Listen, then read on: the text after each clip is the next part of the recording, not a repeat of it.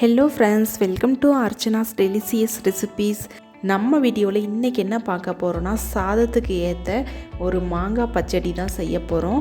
இதை மாங்காய் தொக்குன்னு சொல்லலாம், மாங்காய் பச்சடின்னு சொல்லலாம். ரொம்ப ரொம்ப டேஸ்ட்டாக இருக்குங்க. ரொம்ப சிம்பிளாக செய்யக்கூடிய ஒரு ரெசிபி தான். இந்த மாங்காய் சீசனில் கண்டிப்பாக நீங்கள் வாங்கி ட்ரை பண்ணுங்கள். வாங்க எப்படி செய்யலான்றதை பார்க்கலாம்.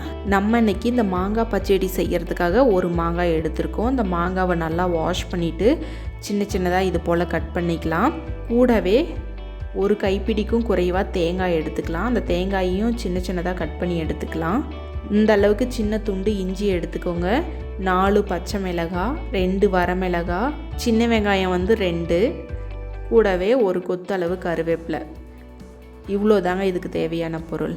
இப்போ ஒரு மிக்ஸி ஜார் எடுத்துக்கலாம். அதில் நம்ம கட் பண்ணி எடுத்து வச்சுருந்த தேங்காவை ஃபஸ்ட்டு சேர்த்துக்கலாம். அதுக்கப்புறமா பச்சை மிளகாய், வரமிளகாய், சின்ன வெங்காயம், அப்புறம் இஞ்சியை சின்னதாக கட் பண்ணி சேர்த்துக்கோங்க. அதுக்கப்புறம் கருவேப்பிலை. இப்போது சின்னதாக கட் பண்ணி எடுத்து வச்சுருந்த மாங்காவை சேர்த்துக்கலாம். மாங்காய் எல்லாத்தையும் சேர்த்தாச்சு.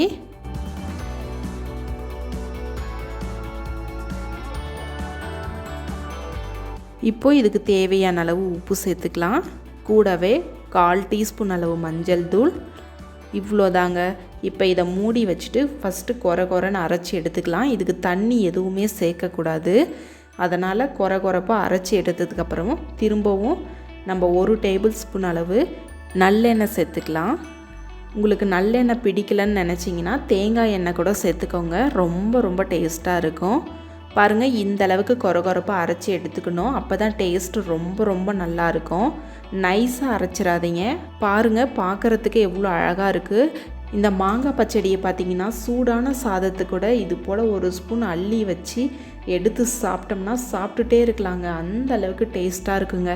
சாதத்து கூட தொட்டுக்க வேறு எதுவும் இருக்கணும்னு அவசியமே இல்லைங்க. இந்த மாங்காய் பச்சடி இருந்தால் போதுங்க. ரொம்ப டேஸ்ட்டாக இருக்குங்க. கண்டிப்பாக நீங்களும் இந்த ரெசிபி உங்கள் வீட்டில் ட்ரை பண்ணுங்கள். ட்ரை பண்ணிவிட்டு எப்படி வந்துச்சுன்னு உங்களோட ஃபீட்பேக்கை எங்களோட ஷேர் பண்ணுங்கள். உங்களுக்கு இந்த வீடியோ பிடிச்சிருந்தா மறக்காமல் லைக் பண்ணுங்கள், சப்ஸ்கிரைப் பண்ணுங்கள், ஷேர் பண்ணுங்கள்.